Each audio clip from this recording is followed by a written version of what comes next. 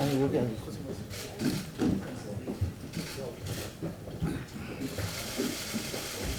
영종도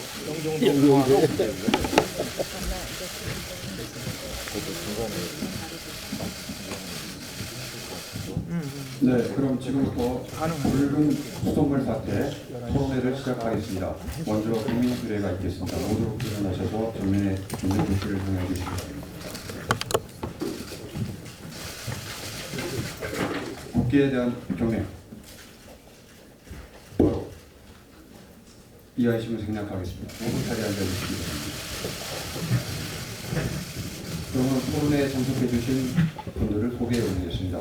자유한국당 원내타령탑이신 나경원 원내대표님 참석하셨습니다. 자유한국당 정책총책임자 정윤기 정책위장님 참석하셨습니다. 신보라 최고위원님 참석하셨습니다. 네. 여상규 법사위원장님 참석하셨습니다. 안상수 의원님 참석하셨습니다. 정종석 의원님 참석하셨습니다. 윤중필 의원님 참석하셨습니다. 김상훈 정책위 부장님 참석하셨습니다. 김경 의원님 참석하셨습니다. 그리고 이행숙 인천수업을 당협위원장님 참석하셨습니다. 조훈현 의원님, 오늘 토론회 발제를 해주실 조원철 연세대 토목환경공학과 명예교수님 소개해 올리겠습니다. 예, 저희가 지적 토론을 해주실 최계훈 인천대 건설환경공학부 교수님 참석하셨습니다. 네, 그럼 나경원 원내대표님 인사 말씀과 정윤기 정책위장님 인사 말씀을 듣고 이후 진행은 한동희 이미자 강사님께서 진행해 주시겠습니다. 신대철 의장님 저기 심재철 심재철 전 국회 부장님 참석하겠습니다. 최고위원 최고위원님 참석하겠습니다.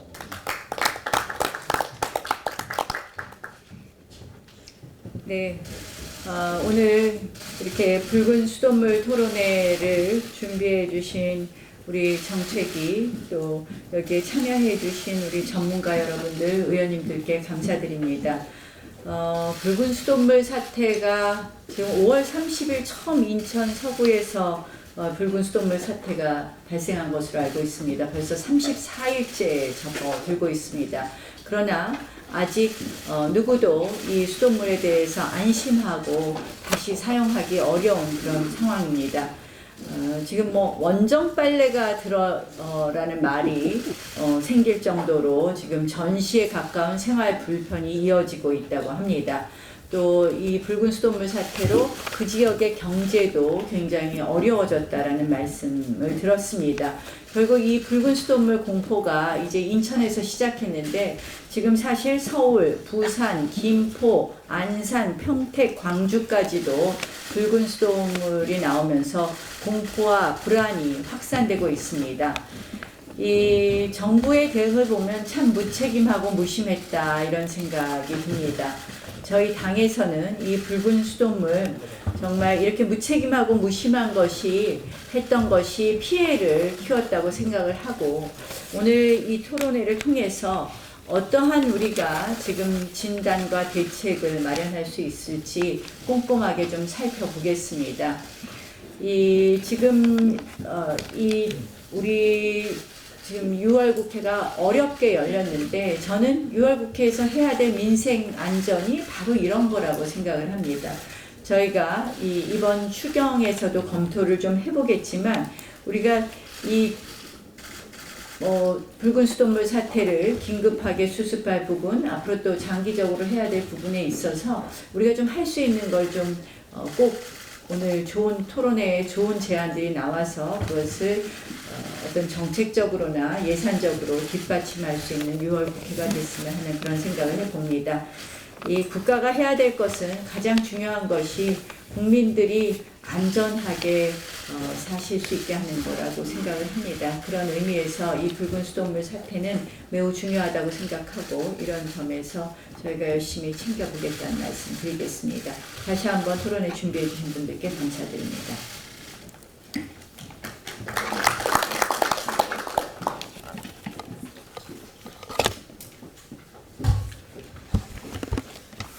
네, 방금 원내대표님께서도 언급하셨습니다마는 이 붉은 수돗물 사태와 관련해서 정말 전국으로 번져가고 있는 해당 지역의 주민들뿐만 아니라 다른 지자체의 주민들도 같이 불안해하시고 민심이 흉흉해지고 있습니다. 그만큼 이 물이 우리 생활의 가장 기본적인 이런 필수 품목이기 때문에 불안이 확산되는 것이 당연하다고 볼 수 있습니다.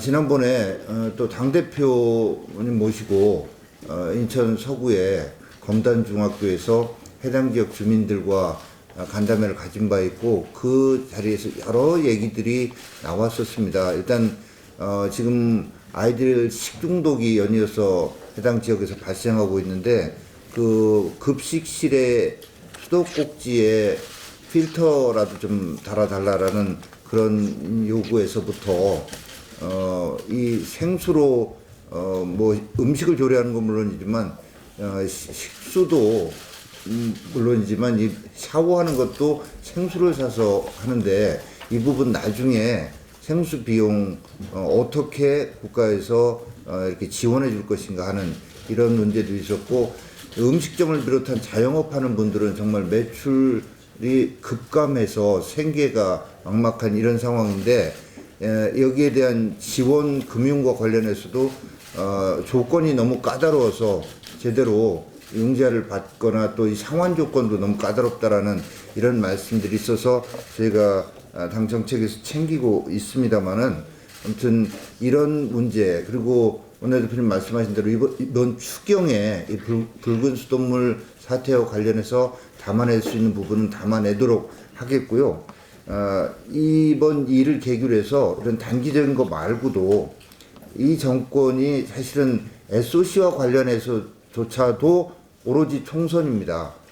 사실 우리가 개발시대 때 만들었던 여러 가지 SOC가 노후돼서 국민의 안전과 생명을 위해서는 이 노후 SOC에 대한 종합적인 투자 계획을 세울 필요성에 대해서 지속적으로 문제 제기를 해왔습니다만은 이런 것들은 외면하고 소위 총선용 장명이죠. 생활 SOC라는 미명 하에 동네별로 뭐 도서관 져주고 뭐 지어주고 뭐 져주겠다는 이런 사업 예산만 수십조 이렇게 투자하겠다고 밝히는 이런 상황입니다. 그래서 이에 대비해서 우리 당은 이 국민 안전과 직결된 노후 인프라를 교체 정비하는 생명 존중 안전 우선 인프라 뉴딜을 추진해 나가고자 하고 이런 것들은 앞으로 저희가 총선 공약에도 반영해서 국민들이 안심하고 생활하실 수 있도록 하는 이런 일에 저희 당이 적극 나서겠다는 말씀드립니다. 오늘 이렇게 급하게 마련된 토론회에 함께해 주신 우리 조원철 연세대 토목환경공학과의 명예교수님, 최계훈 인천대 건설환경공학부의 교수님 감사드리고요. 또 함께해 주신 의원님들께도 감사드리는 말씀드립니다.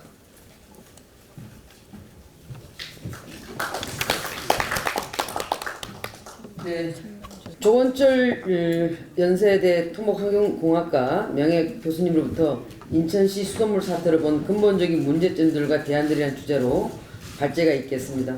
교수님 10분 정도면 되시겠죠? 이게 제대로 하려면 1시간 이상도 걸립니다만은 제한 10분이야만 여러분 다 바쁘시기 때문에 10분 내로 요약을 하겠습니다. 요약을 하는데 이 자료를 읽으시면 되는데 읽어서 이해 안 될 부분이 전혀 없을 겁니다. 그래서 10분 내로 하기 위해서는 제가 자료 순서보다는 전체적인 내용을 간략하게 10분 이내에 해서 여러분 의정 활동에 방해가 되지 않도록 최대로 노력하겠습니다. 이번에 인천 수돗물 사건 이건 인천시만의 문제는 아닙니다. 전국적인 겁니다. 우리가 이제 조금 전에 진행자께서 SOC란 말을 쓰셨는데 SOC란 용어 자체를 빨리 없애야 돼요. 이게 50년대 중반에 미국에서 만들어진 용어고 일본에서 오면서 간접자본이라고 이야기를 했어요. 우리 한글에서는 간접이란 말이 들어가면 무시하고 경시합니다. 그런데 요즘 와서는 SOC란 단어보다는 국가 기반 시설, 인프라스트럭처란 말을 적극적인 용어, 긍정적인 용어를 의회에서 써주시고 앞으로 행정용어를 써주실 수 있도록 제가 간절히 요청을 합니다. SOC란 말 제발 쓰지 마세요. 이제는 실에 떨어진 말입니다. 그리고 수도선을 포함한 전기, 가스, 상수도, 하수도 이런 통신선 같은 이걸 전부 우리가 라이프라인이라고 합니다. 우리 시민들 일상생활에서 꼭 필요한 부분이기 때문에 라이프라인이라고 그렇게 얘기해요. 이 라이프라인은 의원님 여러분들께서도 태어나셔서 지금까지 건강하게 사시기 위해서 바로 곁에 있는 제가 원내 대표님께 하나 여쭤보겠습니다. 오늘 아침 뭘 드셨어요? 물이요. 물 드셨죠? 또 다른 건 안 드셨어요? 아침에 먹은 거 다 말씀드려야 돼요. 예, 뭐 가지수 몇 가지만 이야기해 주세요. 물과 주스와 계란 먹었습니다. 이게 왜 먹냐? 왜 먹습니까? 건강하게 살기 위해서 우리가 먹습니다. 자기 체질에 따라서 건강하게 살기 위해서 대표님께서 드신 것도 있고 홍삼 제품도 드시고 뭐 여러 가지 다양하게 비타민도 드시고 또 얼굴에 바를 것도 바르고 손에 바를 것도 바르고 다 우리가 건강 관리를 위해서 평상시에 다 합니다. 특히 우리 기반 시설과 이 기반 시설에 포함되어 있는 라이프라인은 우리나라에서는 한 번 만들면은 죽는 날까지 없어지는 날까지 다 건강하게 사는 걸로 생각을 하고 있습니다. 이거는 넌센스입니다.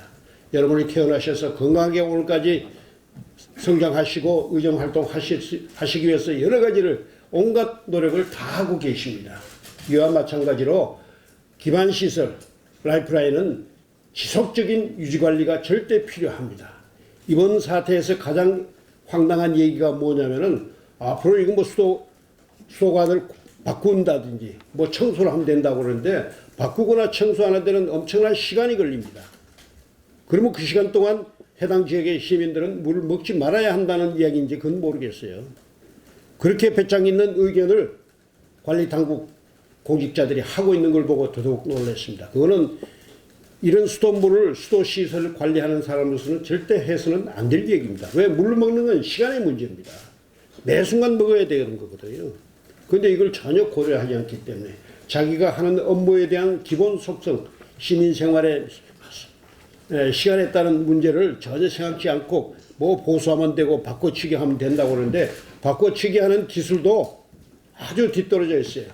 기술 자체가 뒤떨어지는 게 아니라 생각이 바뀌었습니다. 예를 들어서 여기서 저기까지 한 2km 정도 관을 바꾼다고 하면 대체 관을 우리는 만들 생각을 안 해요. 급하게 바이패스 시켜가지고 라인을 물을 공급할 생각을 안 하고 잘 교체될 때까지 기다린다고 하는 그런 생각만 하고 있습니다. 여러분 유럽이나 미국 가보시면은 문제가 생기면 문제가 생긴 구간을 딱 자르고 바로 시상으로 관로를 통해서 물을 공급을 하고 있습니다. 가다가 큰 도로를 만들면 도로 위에다가 파이프를 올려가지고 우리 고가도로처럼 만들어가지고 물을 바로 공급하도록 해서 하루 이틀 내에 물을 공급할 수 있도록 그런 시설을 하고 있습니다. 국내에서는 아직 그런 시설을 한 번도 하는 걸 본 적이 없습니다. 저도 방제 안전관리를 지금까지 40년 이상 공부하면서 그런 부대 시설, 우회로를 통해서 바로 불편한 시민들에게 공급하는 걸 많이 생각을 하고 있습니다만 한 번도 본 적이 없습니다. 생각을 안 해요. 공무원들이 해외에 나가서 견학한다면서 그런 걸 안 하고 뭘 하고 있는지 모르겠습니다. 일본이나 유럽이나 미국 가시면 전부 그런 시설을 볼 수가 있습니다. 도로 위를 큰 관이 지나가요. 500mm, 심지어 1000mm, 1m짜리까지도 지나갑니다. 지나가면서 물을 바로 공급할 수 있는 그런 적극적인 개념을 가져줬으면 좋겠다라고 하는 거고, 상수도관은 근본적으로 녹물이 숨어 있는 곳이 있습니다. 특별히 우리 최경영 교수님도 잘 아십니다만 관을 설치할 때, 설계할 때, 설치할 때 어떤 문제가 있냐면 90도로 관을 딱딱 직각을 세워서 관을 연결하는 경우가 상당히 많이 있습니다. 그게 공사가 가장 쉬워요. 공사가 쉽다고 하는 것은 시간 절약이 되고 돈 절약입니다. 제가 지금 방금 절약이란 말을 쓰는데 그건 근본적으로 절약이 아닙니다. 그래서 관이 90도로 가더라도 완만하게 돌아갈 수 있도록 우리 저 테이블 앉은 것처럼 완만하게 돌아갈 수 있도록 하면은 여기 녹물이 생기는 우리 소위 수리학에서는 사수역이라고 합니다. 대두조건이 생기지 않도록 해줘야 됩니다. 90도로 딱 꺾으면 반드시 사수역이 생깁니다. 거기는 더러운 물이 움직이질 않아요. 이건 반드시 그건 뭐 물리적인 원칙입니다. 이런 것을 막기 위해서는 관을 완만하게 90도가 아니라 135도 정도 아니면 더 완만하게 관을 설계하고 시공할 수 있어야 됩니다. 때로는 그렇게 설계가 됐더라도 시공자가 자기의 시간과 돈을 아끼기 위해서 즉 절약이 아니죠. 그거는 하기 위해서 그렇게 무리하게 시공해버리고 그걸 또 아무것도 모르는 중공검사하는 사람들 누가 하는지는 제가 굳이 언급을 하지 않겠습니다. 그대로 중공검사 해줘 버립니다. 그러면 나중에 유지관리할 때 그건 전부 국민 세금으로 유지관리를 하게 되어 있습니다. 이런 불합리한 점이 우리에게 있습니다. 자, 그 정도까지 말씀을 드리고 우리 공직사회 지금 뭐 다른 건 모르겠습니다. 뭐 다른 것도 마찬가지라고 되게 분위기를 전 느끼고 있습니다만은 자기 맡은 일을 공직사회에서 요즘 안 하는 것이 제일 편리합니다. 왜? 하다가는 감사에 걸리고 하다하면 적폐에 걸려요. 순환보직제 때문에 2년 동안 최장 2년 동안 있다가 옆자리로 옮겨버리면 그만입니다. 그 다음에 책임이 없습니다. 1년 반 내지 2년 반까지만 견디면은 어려운 일은 다 벗어버립니다. 이건 엄청난 문제입니다. 우리 공직사회, 저도 겸직을 했었습니다만은 공직사회에서 자기 책임을 다하지 못하는 이런 지금 굉장히 근본적인 문제다라고 해서 여러분 의원님들께 진짜 이걸 바로잡아 줄 수 있도록 간곡히 호소를 드립니다. 그리고 이 상수도 공사와 관련해서요. 원청자, 대기업에서 책임을 지질 않습니다. 절대 책임지는 일은 없습니다. 원청자는 감리인이라고 하는 종합적인 관리 책임을 지워버립니다. 또는 하청회사를 일시로 설립해가지고 그 회사에 대한 모든 걸 넘겨버리고 적절하게 적당하게 준공하도록까지만 해버리고는 치웁니다. 원청자가 책임을 지는 일이 거의 없습니다. 하청, 재청, 3청, 4청, 심지어 5청까지 내려갑니다. 5청 가면은 원 발주자가 받았던 예산의 40% 정도까지 떨어집니다. 그러니까 재료가 공사가 제대로 될 리가 없습니다. 그러니까 5청자, 4청자, 3청자들은 빨리빨리 해치우는 겁니다. 제가 빨리빨리 해치운다라고 해요. 이것이 공사 부실의 중요한 원인이 되고 그리고 용접 부분은 특히 철관 상토관 경우는 이제 철관을 많이 쓰는데 용접 부분은 물리적으로 지자기가 가장 많이 모이는 곳이기 때문에 녹이 가장 많이 씁니다. 이것을 최소한 줄이기 위해서 여러 가지를 작업을 해야 되는데 기술이 모자라는 건 결코 아닙니다. 그런데 제대로 하질 않아요. 하지 않은 걸 모르니까 그냥 준공허가를 해줘 버립니다. 그리고선 관리 당국에서 맡아가지고 국민 세금으로 그걸 전부 엄청난 돈 들여가지고 유지 보수를 하고 있다 하는 겁니다. 이런 면에서 보면은 우리가 하도급 제도의 문제가 너무나 심각합니다. 하도급 제도가 왜 개선되지 않느냐 하는 얘기는 제가 차마 이 자리에서는 이야기를 못할 겁니다. 그러나 개선 방안이 있습니다. 컨소시엄 제도로 바꾸면 됩니다. 컨소시엄 제도로 바꿔서 원청자가 모든 것을 책임질 수 있도록 기술 요소는 하도급 주더라도 원청자가 근본적인 책임을 질 수 있도록 이 공사 발주 제도를 근본적으로 바꿔야 됩니다. 바꿔야 된다는 말씀을 꼭 드리고 그런데 이것은 80년대 말부터 국회에다 여러 번 제안을 했습니다만 아직까지 논의조차 제대로 되지 않고 있습니다. 그 원인은 제가 알고 있지만 의원 여러분께는 괜히 잘못 말씀드리면 오해가 갈 것 같아서 제가 말씀을 드리지 않겠습니다. 근본적인 원인이 있지만 그걸 해결할 수 있는 방안은 계획하고 설계하는데 시공하는데서 얼마든지 해결할 수 있다 하는 말씀을 드리고 가장 중요한 것은 유지관리를 계속 할 수 있도록 지속적으로 할 수 있도록 여러분이 국회에서 다른 문제가 아닙니다. 예산 문제입니다. 그리고 제도의 문제입니다. 이걸 꼭 기억해 주시고 해결해 주시는 방안을 마련해 주실 것을 부탁을 드리겠습니다. 전체적으로 이 정도로 제가 말씀을 드리겠습니다. 아주 잘 들었습니다. 지정 토론을 하겠습니다. 우리 최계훈 인천대 건설환경공학과 교수님 부탁드립니다. 시간 똑같이 10분이고요. 예. 우선 이런 사태에 대해서 저도 전문가의 한 사람으로 또 국민들한테 죄송하고 또 이제 이번 기회를 통해서 이런 걸 정말 바꿔가겠다는 마음의 다짐을 다시 합니다. 제가 그 평소에 가지고 있는 수돗물 공급에 대한 원칙 한번 말씀드리고 요번에 이제 인천 사태를 통해서 지방자치단체와 그리고 환경부 어떤 대응과 문제점이 있는지 다시 한번 살펴보고 좀 바꿔나갈 것 이렇게 말씀을 좀 드리도록 하겠습니다. 첫째는 저는 맑은 공기 그리고 깨끗하고 건강한 물 이건 국민의 가장 기본적인 복지고 또 권리라고 생각합니다. 그래서 지금까지는 수돗물 공급하는 것들을 깨끗한 물 공급 이것들은 지저분한 것만 없애서 공급하면 됐지만 이제는 건강한 물로서의 패러다임을 바꿔서 공급할 필요가 있다. 이거를 제일 먼저 말씀을 좀 드리고자 합니다.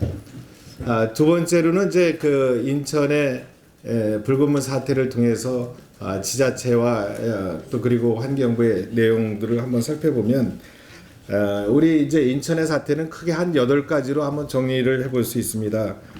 사고 초기에 이른바 골든타임 대응 미비가 있었고 또 위기 대응 매뉴얼이 없습니다. 그리고 위기 대처가 좀 부족했었고 또 상수도 운영자가 실제로 가지고 있는 전문 지식이 없습니다. 이것들을 어떻게 전문 지식을 만들어갈 것이냐 이런 것도 이제 앞으로 할 부분들이 되겠죠. 그리고 노후 간에 관한 투자 그리고 정비도 하지 못했습니다. 그리고 그거에 대한 매뉴얼이 없고요. 그리고 상수도 사업본부 내에 우수 인력 배치라든지 양성하는 내용, 특별하게 시민들과 수돗물의 서비스에 대한 그런 소통 부족 이런 것들이 있다 이렇게 살펴봅니다.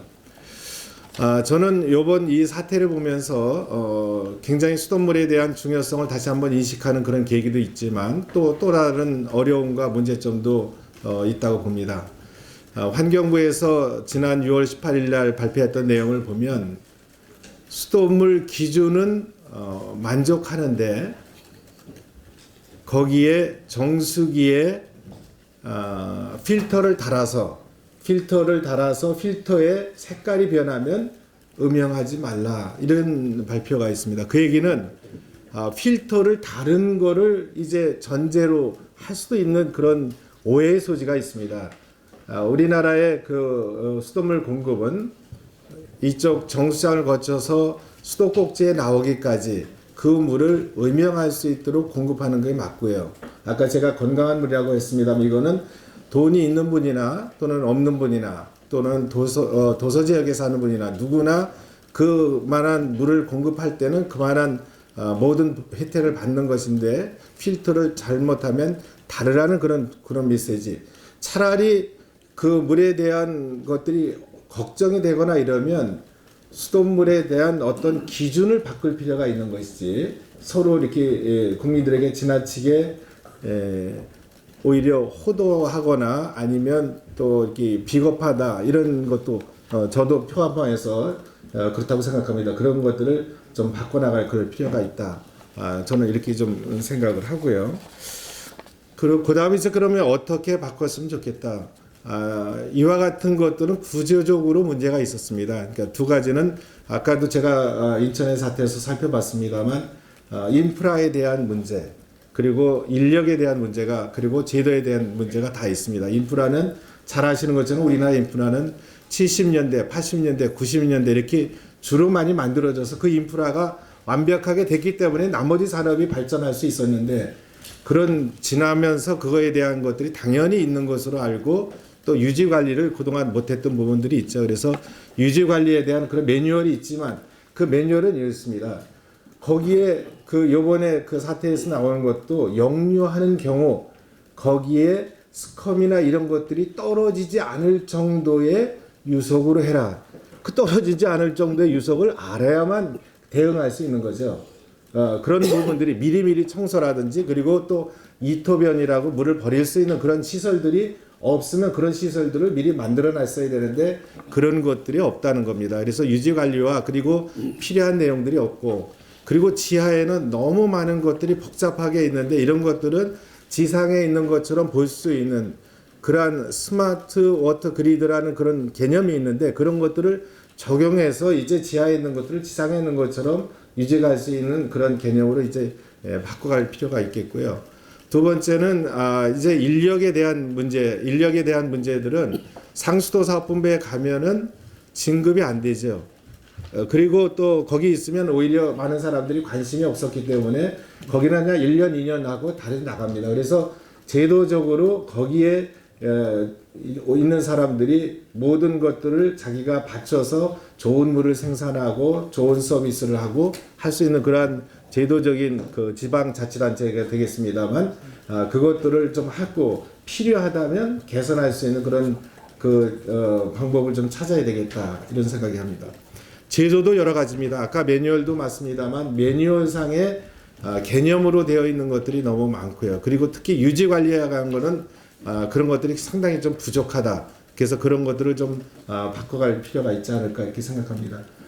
그런 거 말씀드리고 다시 한번 말씀드리면 이번 기회에 저는 아까 우리 수돗물 공급에 대한 패러다임도 바꾸고 그다음 근본적으로 바뀌기 위해서는 어떤 혁신할 수 있는 그런 추진단 같은 걸 만들어서 좀 운영을 하고 근본적으로 바꿔가는 그런 좋은 계기가 됐으면 좋겠습니다. 이상입니다. 네, 수고하셨습니다. 그러면 시간을 갖도록 하겠습니다. 자, 이렇게 참여해 주시면 잠깐만 제가 지금 인천이고 우리가 잠깐만 3,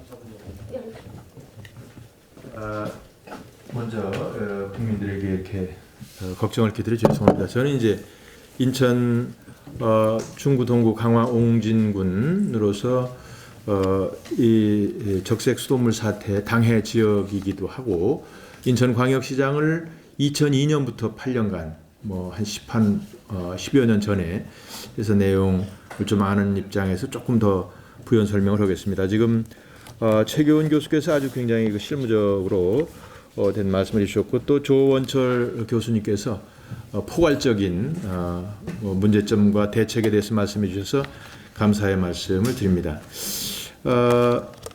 인천 지역에서 최초의 민원이 발생한 게 5월 30일입니다. 이제 그보다 더 사고는 먼저 발생을 한 것이고요. 저희들은 일단 6월 4일 날 자유한국당 인천시당 입장에서 박 시장한테 조속한 대책을 촉구하라 했고 이 검단이나 혹은 영종도 지역에 저희들 현지 주민들을 접촉을 하면서 문제점들을 계속 당국에다 전했습니다. 6월 14일은 주민 간담회를 했고 6월 24일은 우리 황 대표께서 오셔서 저 자리에 계신 우리 검단의 이행수 위원장하고 같이 민원인들과 함께 여러 가지 점검을 하고 당국에 대해서 여러 가지 요청을 또 함께 했었습니다.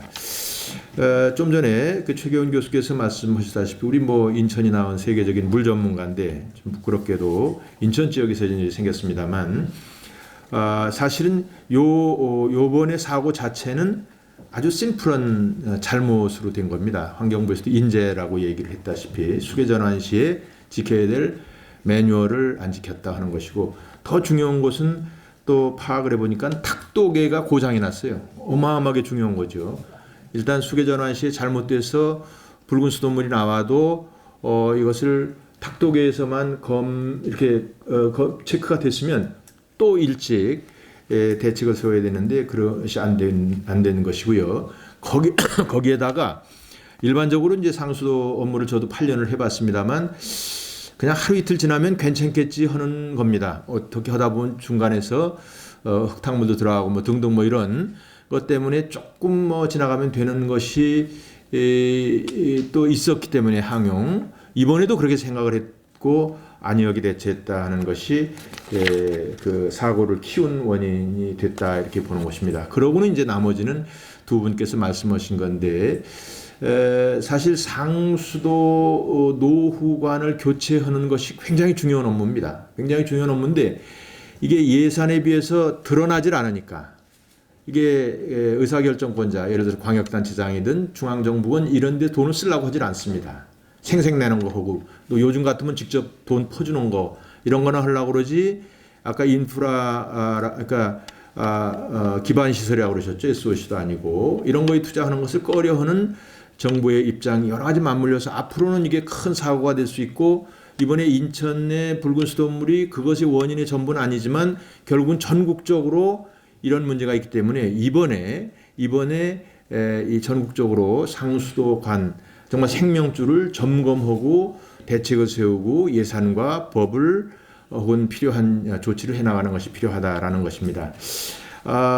부분적인 문제 같긴 합니다만 인천 지역에는 이제 보상에 관한 문제들이 있습니다. 이것을 물을 못 먹어서 생수를 사 먹은 것, 또 초기에 병원에 들어가서 진단받고 치료한 거, 뭐 정수기 구입한 거, 뭐 여기다가 더 중요한 것은 또 영세 사업자들이 이제 식음료, 음식, 식당 같은 것을 하는데 이거는 하루 매출이 전혀 안 일어나고 이게 보름이고 한 달이고 이렇게 진행이 된 상황이 돼서 이런 부분에 대한 것도 우리 인천 지역에서는 같이 고민을 해야 될 일이고 이게 액수가 뭐 100억 이상대가 될 것 같고 따라서 중앙정부에서도 관심을 가졌으면 좋겠다는 말씀을 차제에 말씀드립니다.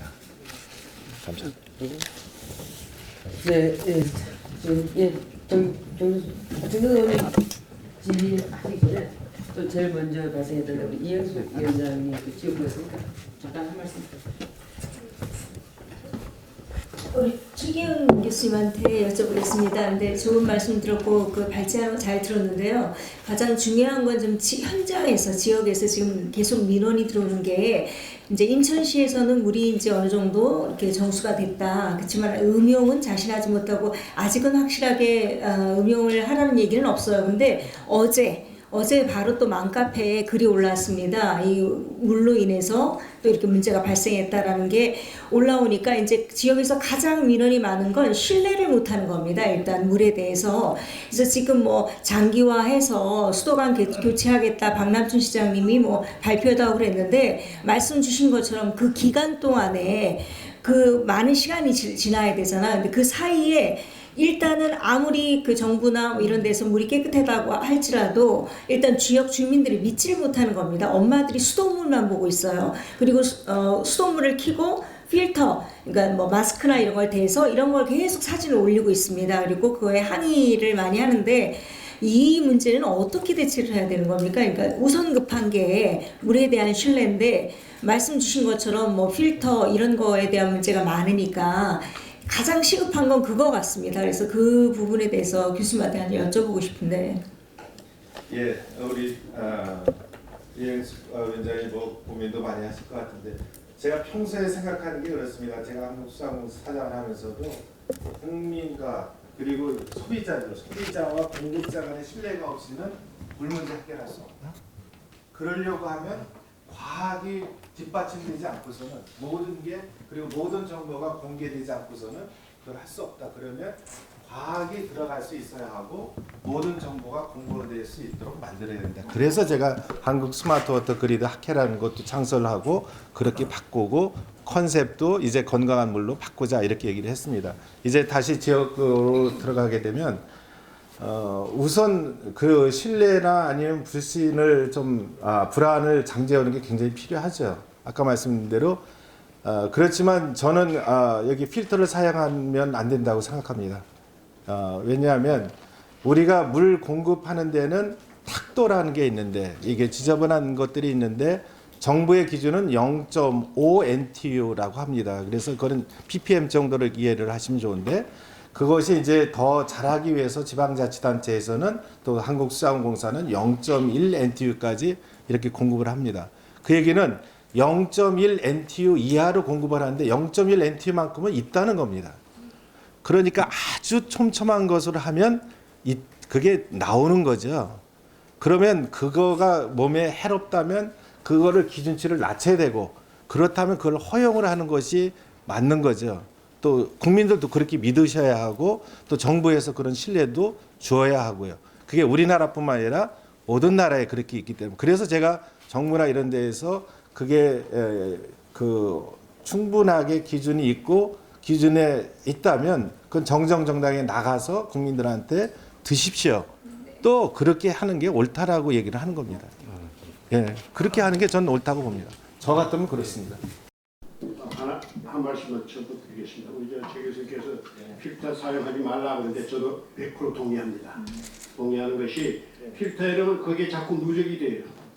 누적이 되면 이게 물속에 있기 때문에 다른 것들이 와서 발생할 수가 있어요. 그런데 필터를 괜히 고급스럽게 만들어가지고 이거 가정주부들이 뺐다가 씻어내고 다시 사용하고 할 수 없도록 어렵게 만들어 놓고 있습니다. 고급화시키는 거예요. 그게 굉장히 낭비된 거고 불합리한 겁니다. 그렇기 때문에 수도꼭지에서 바로 연결해서 섰다가 한 일주일 섰다가는 그걸 풀어가지고 다시 세척해서 다시 쓸 수 있는 그런 물리적인 기능을 가진 필터를 사용하는 것이 가장 좋습니다. 자, 한 말씀을 제가 말씀드리면 우리 팔당에서 원수를 가져가는데 팔당물 먹고 배탈난 사람 없습니다. 저는 그대로 말씀드리면 지금도 오늘 아침에도 수돗물 먹고 왔습니다. 그 기자분들이 제가 자주 만나기 때문에 와서 수돗물 먹는다고 그러면 안 믿어요. 와서 먹은 거 보면은 그래. 우리 집에는 아무도 없거든요. 없어지고 있는데 그게 여러분 우리 원수 그래서 우리 금수강산이에요. 좋은 나라입니다. 그렇기 때문에 만약에 염려가 되면은 필터를 물리적으로 세척 한 일주일마다 또는 한 2주마다 세척할 수 있는 그런 필터를 가정에다가 보급해가지고 가정주부들이 쉽게 세척하고 다시 끼워서 쓸 수 있도록 해야지. 요즘 필터들 뭐 세라믹이니 뭐니 해가지고 굉장히 어렵게 비싸게 만들어가지고 사용이 불편하게 만들어 놓고 있습니다. 네. 정 교수님.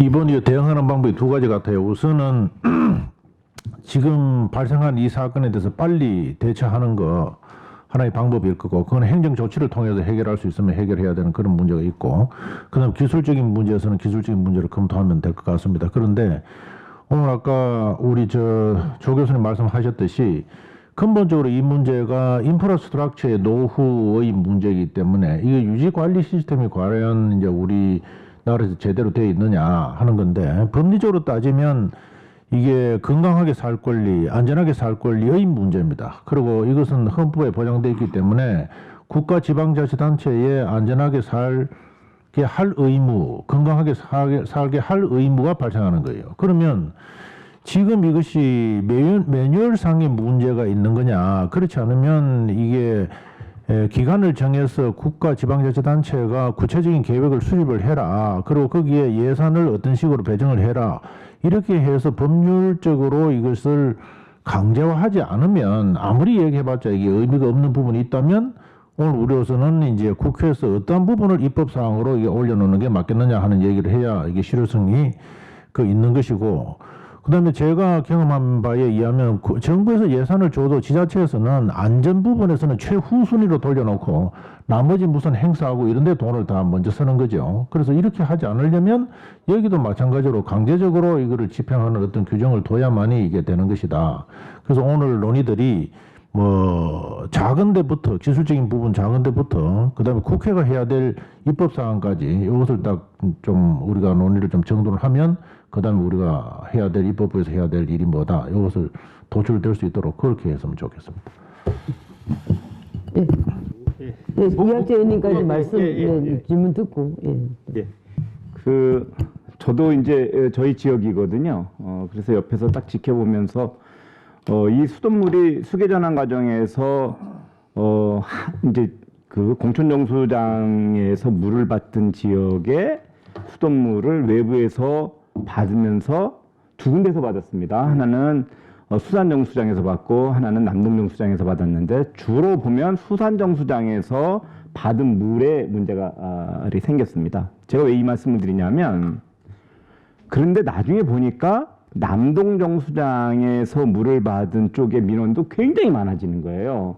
이게 이제 심리적으로 못 믿는 부분도 상당히 큰 것 같거든요. 그래서 저는 이번 물 사태를 보면서 근본적으로 이 적수가 나타나지 않을 수 있도록 아까 말씀하신 무슨 이 관을 교체한다든지 또 관의 공사 과정에 있어서 이 각도를 이렇게 완만하게 한다든지 이런 것들도 필요하지만, 이거는 또 이것을 공사하는 과정에서 예산이라든지 시간이라든지 문제가 생기는데, 지금 이런 수계 전환이나 또 우리가 예기치 못했던 그런 적수 피해들이 나타날 수 있다고 하면, 물론 인재로 발생되는 그런 적수 피해를 최소화하는 그런 노력을 해야 되겠지만, 또 이런 사태가 나타났을 때 우리가 어떻게 대응하느냐 이런 것들이 매우 중요하잖아요. 그랬을 때 이번에 대응하지 못한 것이 사실은 무능한 거죠. 무능.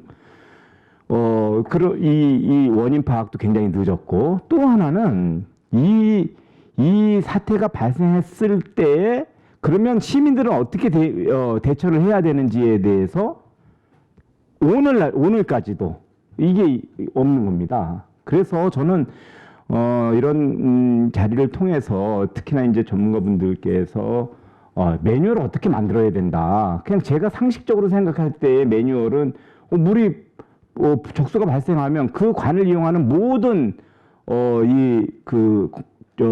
수돗물을 이용하는 이용자들에게 수돗물을 사용하지 못하게 하고 맑은 물을 공급해 주면서 관을 깨끗한 물이 나올 때까지 통수를 시키고 그리고 안전 점검을 해갖고 몇 번 점검을 해갖고 깨끗한 물이 나오면 아까 말씀하신 대로 이건 사용해도 좋다 이렇게 자신감 있게 공신력을 가지고 이야기를 해야 되는데 이런 매뉴얼이 없는 거예요. 그러니까 정부에서는 이 지방자치단체에서는 이거 하다가 또 빨간 물 나오면은 또 우리가 욕 먹는데 하니까 자기들의 말로는 개별적으로 시민들이 먹어도 되냐 그러면 안전하다 먹어도 된다 이렇게 얘기하면서도 공개적인 공포는 안 하는 거예요. 그러니까 대다수의 시민들은 심리적 어떤 그런 적수 상태에 계속 놓여 있게 되고 그리고 그렇게 공표를 안 하면서 생기는 비용의 문제 이거 다 이 물 그냥 생수병 갖다가 다 공급해 주면서 있거든요. 이것은 다 혈세로 본인들의 책임은 다하지 않으면서 그것을 본인들의 책임을 혈세로 메꾸려고 하는 이런 무책임한 행정을 하고 있지 않나 하는 그런 생각이 들거든요. 그래서 저는 이번 기회에 이런 사태가 발생했을 때에 매뉴얼은 어떻게 하고 정부의 어떤 권위를 가지고 지방자치단체의 권위를 가지고 수질에 대한 확정은 언제 해주고 그것을 시민들은 어떻게 신뢰를 가지고 수돗물을 사용할 수 있는지 이 부분을 좀 집중적으로 점검할 필요가 있지 않나 하는 그런 생각이 듭니다. 방금 매뉴얼 이야기하셨는데 우리나라 안전관리 매뉴얼이 지금 8,700가지가 됩니다. 8,000. 전임 정부 끝날 때가 5,400종류였는데 현 정부 들어와서 3,000가지 이상이 늘어났습니다. 그런데 매뉴얼을 그 전체를 제가 다 한다고 그러면 거짓말이지만 다 관계를 했기 때문에 상세를 만들질 않습니다. 상세를 만들면 공직자들이 걸려요. 책임을 져야 됩니다. 그러니까 이번 환경부 장관이 발표한 것처럼 먹어도 되고 안 먹어도 되고 하는 그런 식의 어정쩡한 발표가 나올 수밖에 없어요. 바라기로는 우리 아까 최 교수님께서 이야기했습니다만 수질 공급수 수질을 더 좋게 만들어야 됩니다. 얼마든지 기술적으로 재정적으로 우리가 할 수가 있어요. 할 수 있고 어느 지역에 문제가 생기면 그 상류 지역을 조사하면은 바로 조사하고 올라가다 보면 어디에서 문제가 생겼다는 걸 바로 알 수 있거든요. 그런데 이번에 그렇게 20일 이상 걸리는 이유가 뭡니까?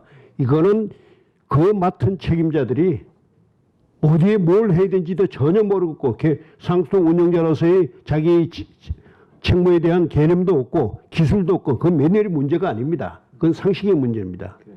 상식의 문제예요. 자기가 맡았으면 그 업무에 대해서는 그 지역 업무에 대해서는 넘버원이 되어주기를 바라는 게 우리 국민들의 바람이거든요. 그런데 그게 몰라요. 어디 관이 오른쪽에 묻혔는지 왼쪽에 묻혔는지도 모르잖아요. 그래서 아까 우리 최 교수님께서 말씀하신 스마트 그리드라는 게 뭐냐면 땅 속에 묻혀있는 관이 정확히 어느 지점에 있는지를 알자 하는 얘기예요. 어느 깊이에 알자 하는 거예요. 그걸 위해서 지하 매설물 지도를 정부에서 오래전부터 만든다고 하는데 아직도 완성이 안 돼 있고 그나마 돼 있는 거 가서 해보니까 포크레인 갖고 파니까 없어요. 7m 바깥에 있더라고요. 손가락만한 관이 아니고 1m 20짜리 관이 대형관이 여기 있다고 지도에 표시되어 있는데 3차원 지도에 잘 표시가 돈 들여서 만들었다고 하는데 7m 바깥에 있더라고요. 왜? 여기는 하려니까 안반이라서 공사하기 힘들어요. 그러니까 7m 바깥에 논두렁에다 하니까 쉽게 파니까 돈 절약하기 위해서 그렇게 설치해 놓고 그걸 또 맞다고 지도로 표시해 놓고 있더라고요. 자, 뭐냐면 이 공직자들의 문제입니다. 자기가 맡은 일에 적어도 2년 동안은 자기가 맡아낸 동안은 내가 해야 할 업무가 뭔지를 좀 알고 모자라면 전문가들 도움을 받고 매뉴얼도 필요하면 하고 해야 되는데 우리 매뉴얼요 8,700가지나 되는 매뉴얼 개념적으로는 만들고 있습니다. 만들고 있는데 상세로 가면은 디테일로 가면은 없어요. 있으면은 그걸 만들었다고는 매뉴얼 관리자가 책임을 져야 됩니다. 이게 바로 아까 뭐 인재라고 그러는데 인재 중에서도 관리상의 문제가 있는 관제입니다. 우리나라 재난재해를 제가 5가지로 분류를 하는데 그 중에서 맨 마지막에 관제란 말을 썼어요. 2000년 1월 9일 날 김대중 대통령께 이거 보고했다가 제가 혼난 용어입니다. 그런 용어 쓰지 말라고 그래서 그때부터 제가 이 용어를 쓰고 있는데 관제란 말을 이거는 공무원들의 직무유기에 따른 그리고 제도가 없는 문제, 법 규정이 없는 문제 매뉴얼 마찬가지입니다. 이 관제가 너무 우리에게 심하다라고 하는 걸 말씀을 드립니다. 예. 이제 마지막으로 우리 김교환님. 조 박사님하고 우리 예. 최 박사님 말씀 잘 들었는데요. 뭐 인재 관제 뭐 백날 얘기하면 뭐 합니까? 대책이 있어야지, 그죠? 예. 대책은 뭐 있긴 있습니까? 해야죠. 예. 완벽하지는 하지만 대책은 자, 있습니다. 그러면 한 가지만요. 예. 저는 이제 현장에서 일했던 게 명장 출신이기 때문에 예. 뭐 청소는 얼마에 한 번씩 하는지 저 잘 몰라서 그런데 청소는 얼마에 한 번씩 합니까? 안 합니까? 예, 청소를 하라는 매뉴얼이 명확하게 없다고 보시면 되겠습니다. 없습니까? 네. 예. 그럼 한번 묻어놓으면 그걸로 끝장날 때까지 끝입니까?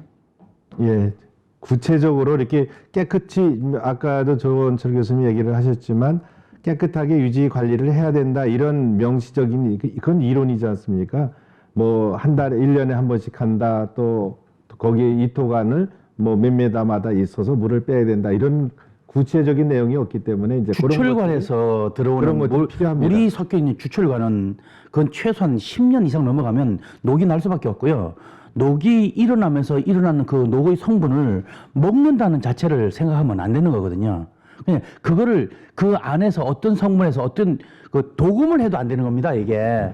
그래서 그거를 이제는 이제 우리나라가 뭐 어떤 대책을 마련할 때가 되지 않았나. 청소를 하려면 뭘로 해야 되냐. 자동 시스템에 의해서 로봇가 들어가서 모든 걸 다 끌어내면서 청소해서 물로 싹 깨끗하게 한 번쯤은 씻어낼 수 있는 그런 계기가 필요하다.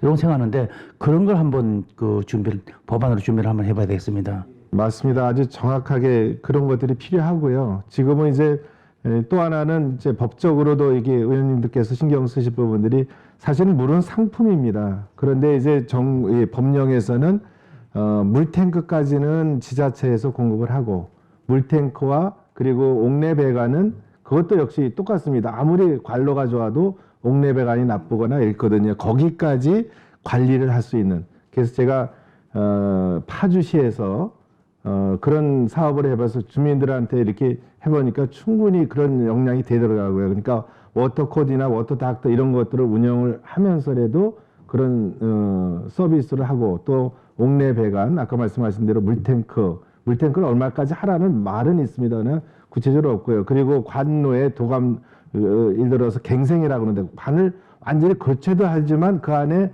그 돈을 잘 들여서 적게 들여서 갱생을 해도 그 갱생을 어떻게 하면은 얘기하신 대로 주철관처럼 그런 녹도 안 나고 바꿀 수 있느냐 이런 부분들도 좀 구체적으로 만들 수 있는 제도상의 보완이 좀 필요합니다. 그럼 한 가지만 예. 법안 때문에 그러는데요. 예. 그 의원님이 법안을 올리세요. 우리 다 이제 다 할 테니까 올리시는데 교체 기간도 나와 있나요? 이제 교체 기간이 나와 있지 않습니다. 노후관이면 과거는 20년인데 이제는 30년 이상이다 이렇게 노후관이라고 분리만 하 있지 사실은 또 그것도 너무 구체적으로 나와 있으면 이제 과거에 주셨던 주철관이나 이런 건 30년이면 정말 어렵습니다만 최근에 나오는 그런 좋은 관들은 더 이상도 갈 수 있습니다. 그래서 그런 거를 좀 나누어서 이렇게 일부러 그냥 꼭 연령별로 할 게 아니라 그 있는 조건에 따라서 좀 그 약간 세분화돼서 할 필요가 있다. 여기 계시는 의원님들하고 박사님들한테 제가 기절초풍할 얘기 하나 해드릴까요? 우리가 이게 동맥이고 피입니다. 물이요, 그죠? 근데 이게 그 혈관이 동맥경화가 어떻게 일어나는지도 모르고 언제 교체해야 되는지도 모르는 이런 상황이고, 한 가지 더 기가 막힌 건요. 우리 전선 이렇게 보면 전선 있지 않습니까? 탑으로 해서 큰 그 고압선 지나가는 거. 그 고압선에 선의 사용 연한도 없고 언제 교체해야 되는 그런 것도 없고요. 끊어지면 끊어지고 뭐 그때 교체하면 되고, 지금 기절 초풍할 것들은 많습니다. 그래서 이번 기회에 우리 저 좋은 그 포럼을 준비해 주셨는데, 의원님이 그 법안으로 해서 청소, 교환 이런 걸 명확한 시기와 일제까지 딱 박아서 이렇게 한번 시기를 올렸으면 좋겠다는 생각이 듭니다. 이상입니다. 제가 덧붙여서 오늘 또 보도 나온 거 보니까, 물론 이제 그 노후 상수관을 교체하는 것도 중요하지만 우리나라 물 자체가 산성이 좀 높은 편이라서 부식성에 관한 관리들이 잘 안 되어 있다. 그러니까 필연적으로 산성이 높기 때문에 부식이 잘 될 수밖에 없다. 그래서 외국은 -1 안으로, 그러니까 -1보다 더 낮아지면 낮아질수록 부식성이 높은 건데, 우리나라는 대체적으로 -2, 3 이렇게 되니 -1 이하 수준으로 부식성을 관리를 해야만 부식되는 것도 막을 수 있다라는 논리가 있던데, 이에 대해서 이것도 좋은 대안이라고 보시는 건지. 우리가 대책 세울 때 우리나라 수질 근본적 원수 자체에 성질의 바탕을 해야 되는 거고, 아까 주철을 이야기하셨는데, 주철은 가장 녹이 쉽게 슬거든요. 동양주철원에서 만든 거 저희도 많이 점검을 해봤습니다만은, 실제 고양시에서 우리 최 교수님이 옛날 수자원공사 관리하시기 전에 90년대 중반에 고양시에서 제가 한 14개 정도 관을 뽑아가지고 잘라서 시험한 적이 있습니다. 거기 안에 잘못 건드리면 손가락 다 찢어져요. 그러면은 안에 녹슨 정도에 따라서 우리가 청소가 가능한지 아니면 교체를 해야 될 건지 하는 것은 판단할 수가 있어요. 판단할 수가 있기 때문에 그런 판단을 통해서 우리가 청소나 교체하는 그런 걸 시키는 어떤 규정이 있으면 좋아요. 있는데 지금 한 번 만들어 놓으면 죽을 때까지, 죽는 날까지 그냥 그대로 놔두잖아요. 여러분 오래 못 사십니다. 태어난 애기 그대로 놔두면 오래 못 살아요. 계속해서 먹이고 입히고 바르고 뭐 주사 놓을 거 다 해야 됩니다. 그래서 유지관리를 제가 처음부터 지금까지 주장을 합니다. 깎아보네요. 네. 네.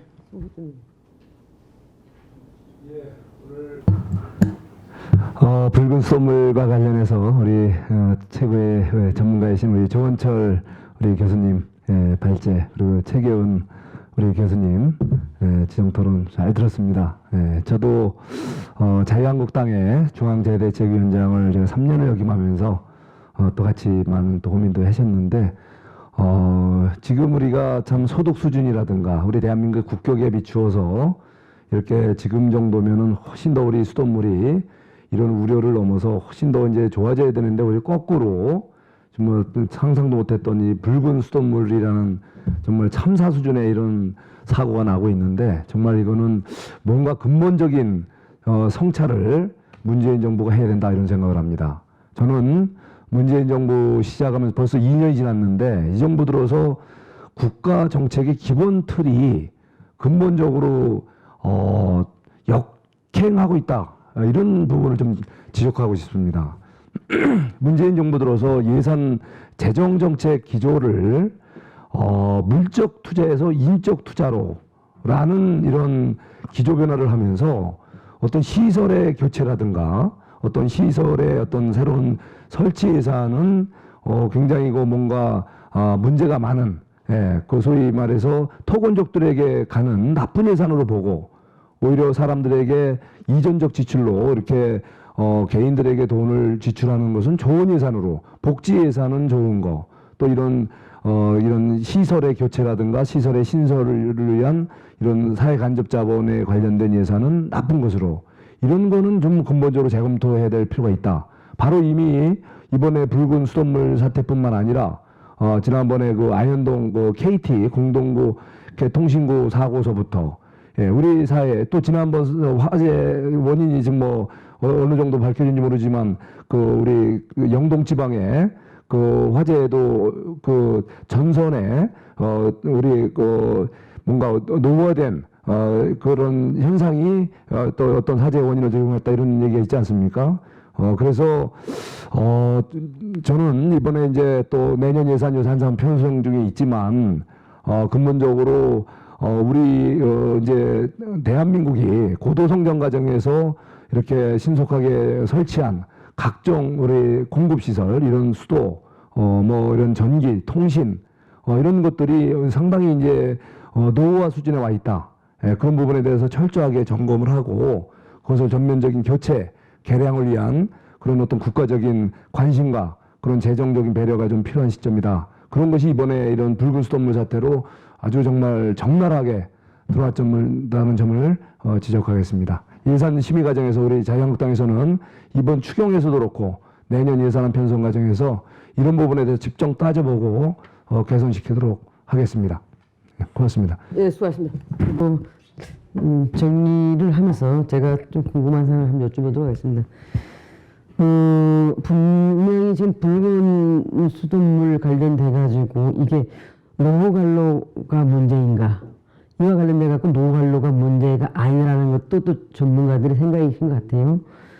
근데 이제 우리나라에서는 그 플라스틱 같은 경우에는 뭐 20년 그리고 주철관 같은 경우는 30년으로 돼 있지 않습니까? 그 사용 기한이. 근데 그 뭐 일본 같은 데 보면은 40년 돼 있고 또 미국 같은 데는 주철관은 한 75년.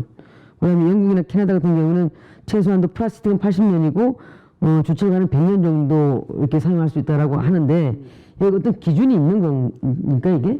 전제 조건이 유지관리입니다. 유지관리. 예. 유지관리, 정기적인 유지관리 점검하고 뭐든지 문제가 있으면 아무리 그 강호동 씨 같이 건강한 사람도 혈관에 문제가 생기면 병원에 가지 않습니까? 자, 그러면 이제 유지관리인데, 자, 유지관리를 하기 위해서는 그러면 이제 매뉴얼이 이제 잘 나와야 되는데, 지금 아까 교수님께서 말씀하셨다시피 8,700개의 어떤 안전관리 어떤 지침이라든가 규칙이라든가 이런 것도 다 있지만, 그러면 우리 이번 수돗물 관련돼 가지고 여기에다 해당되는 그 안전관리 규칙도 있었습니까? 있죠. 매뉴얼이? 있는데 내용이 아까 우리 최 교수님 말씀하신 대로 뭐뭐 해야 된다 하는 것이 좋다.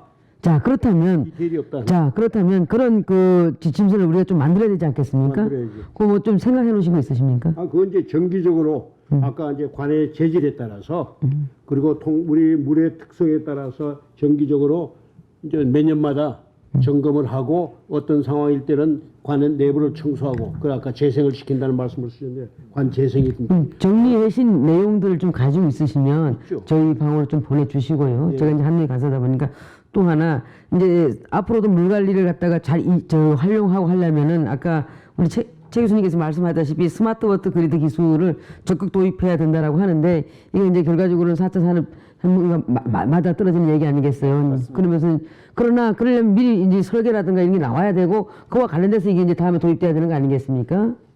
이제 지금도 이제 이미 되어 있는 것도 있고요. 과거에 이제 있는 자료의 이제 정확성이 굉장히 중요하거든요. 그래서 이미 지금부터 시작해도 되고요. 정확성은 지금 100점짜리는 아니지만 70점, 80점, 90점 이렇게 올라갈 수 늦었지만 지금부터 다시 좀 다잡아서 하자. 그래서 한 가지만 더 묻겠습니다. 예.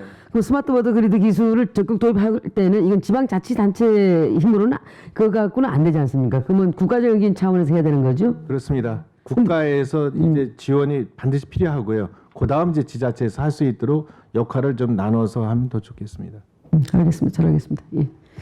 오늘 한 말씀만 끝으로 지금 우리나라의 국가 인프라스트럭처 기반 시설 그 중에서도 라이프라인은요. 라이프라인을 잘 관리해서 국민들이 편하게 사용할 수 있는 것은 국민복지에 가장 중요한 겁니다. 이게 무너지면 문제가 생기면 국민들의 많이 가졌든 적게 가졌든 대치동에 살든 구룡마을에 살든 간에 일상생활이 무너지면 복지고 뭐가 아무것도 없습니다.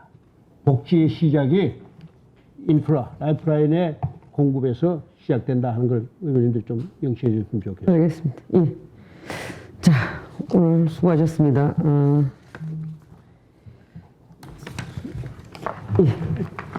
네, 이상으로 붉은 수돗물 사태 토론회 국민은 불안합니다를 마치겠습니다. 자유한국당은 이번 사태를 계기로 국민 안전을 최우선으로 하여 대안 마련에 적극 나서겠습니다.